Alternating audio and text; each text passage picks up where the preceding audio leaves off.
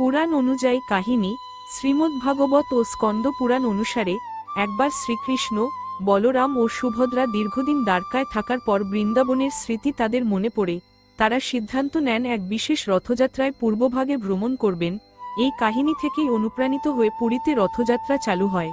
অন্য মতে, গুন্ডিচা মন্দির হল কৃষ্ণের মামা বাড়ি, বছরে একবার কৃষ্ণ সেখানে যান, আর সেই রথযাত্রা উৎসবের প্রচলন হয় আনুমানিক 12তম শতকে, যখন রাজা অনন্তবর্মন চোরগঙ্গ দেব পুরীর জগন্নাথ মন্দির নির্মাণ করেন। তখন থেকেই জগন্নাথদেবকে রথে বসিয়ে বার্ষিক যাত্রা শুরু হয়। রথ তৈরি, মূর্তি বয়ে নিয়ে যাওয়া, হাজার হাজার ভক্তদের টানাটানি, এইসব নিয়ে উৎসব বিশাল হয়ে ওঠে। রথ মানে শুধু বাহন নয়, এটি জীবনের পথে ঈশ্বরের যাত্রার প্রতীক। রথ টানা মানে ভক্তরা ঈশ্বরকে নিজেদের হৃদয়ে টেনে নিচ্ছেন, এটি এক ভক্তি ও আত্মসমর্পণের প্রতীক। বর্তমানে রথযাত্রা শুধু পুরী নয়, Kolkata, Gujarat, Bangladesh, London, new York সহ বহু দেশে পালিত হয়। ইসকন সংস্থার মাধ্যমে এটি বিশ্বব্যাপী জনপ্রিয় হয়েছে।